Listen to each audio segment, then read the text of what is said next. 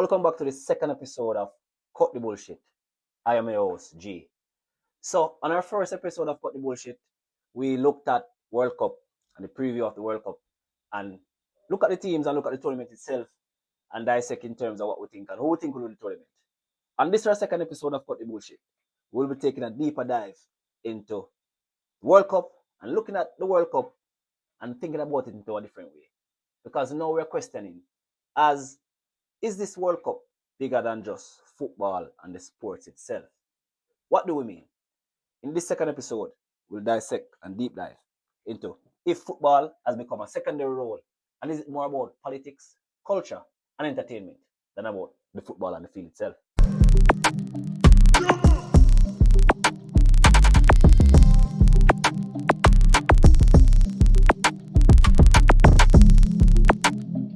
So as we know, World Cup is the number one global sport in the world, topping Olympics, Super Bowl, and all those other global events you can think of.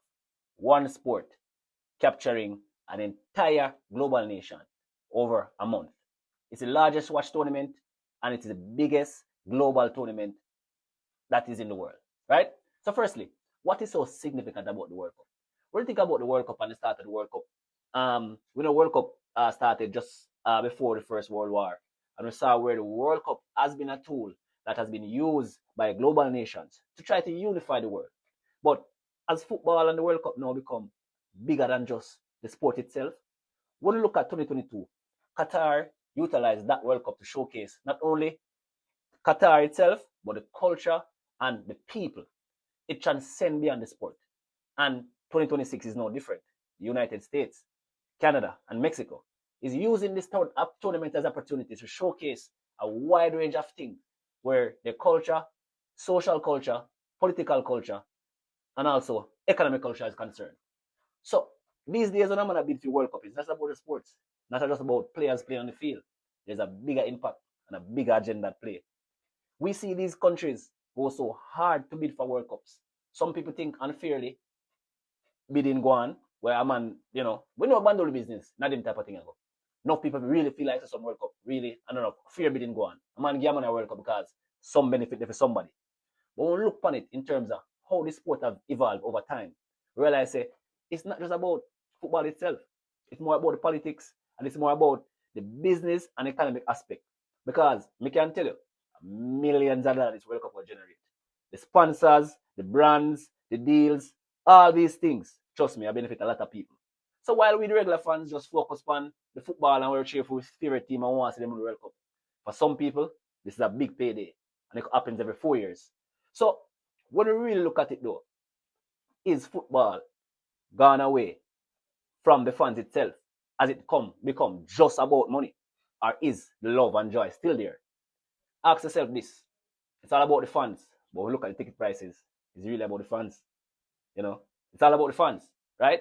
But when fans want players show like at the club, but then the club treat them like objects, sell them what they want. Is it about football or is it about money?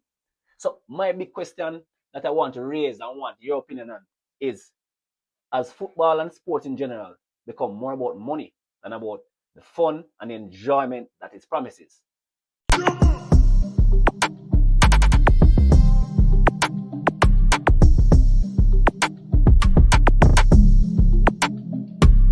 I say football nowadays still. No, tell a lie. Them do it for the love still, but the money. I say the money. Yeah. And the money make them do it. And money they do. See, we still have a passion, so we keep it normal and watching sports as the sport coming up. As we approach the opening game of the 2026 World Cup, one of the main talking points is we have seen what's happening in the political scene with tension between US and Iran. US being one of the hosts for this World Cup, Iran also qualifying for this World Cup. People were speculating whether or not Iran would play in the World Cup because of the tension between them and the United States. We're seeing a scenario where Iran is said to be playing in the tournament. However, we have seen many changes in terms of logistics. Iran is now staying in Mexico. They were originally supposed to stay in the US for the tournament. They're now staying in Mexico. So we're seeing where FIFA is doing that adjustment just to ensure the tournament goes on. So again, it beckons to understand exactly why all these dynamics are important. Yes, the war and tension is continuing, But for some reason, it's more important for these nations to play in this tournament rather than to miss it. FIFA's obligation as the governing body of football to ensure the tournament goes on. But as I said before, this is big business, and FIFA wants to ensure that they live up to the expectation of the tournament. Now, how will this tournament have an impact on the world? Will this tournament help the tension between Iran and the US? Let's see what it will be like. What reception will the Iranian players get when they touch US soil? Because remember, they still play match in the US. They still got travel from Mexico to US. What will the security detailing look like? A lot of questions to be asked. But as I said before, when I really deep dive into the overall perspective in terms of looking at the impact that this World Cup might have, it might be so much greater and significant than football. Let's see if the US, for instance, get to play Iran. What would that look like? How will that affect the political landscape? Will any presidential or any government official from Iran be allowed to watch a US game or watch a game inside the United States? Questions to be asked. But I want your opinion, your take, and what you think. What are your thoughts on global sports, global power, and the power of politics that's at play in present day society? So I'm asking you all, watch this tournament keenly. Look out for possible matches arranged. Look out for possible things that may seem strange. I won't rule it out because, as I said before, FIFA has been criticized before for corruption. This organization has been criticized for a lot of things where football is concerned.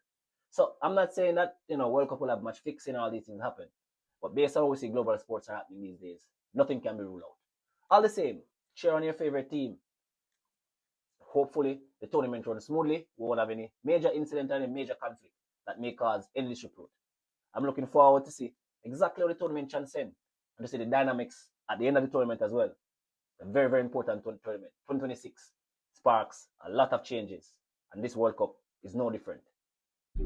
So look out, people, for our next episode, our third episode coming to you live. We'll share clippings on our TikTok. Follow us on TikTok, follow us on Instagram. We're there on all platforms. Also, this episode was brought to you by, to big up Magma Studio. Look at the beautiful environment that we have here today as well. And also, must big up Safe Travel Chauffeur Service, your number one chauffeur service. For all your moves you want to make, KFC deliveries, you name it, call us.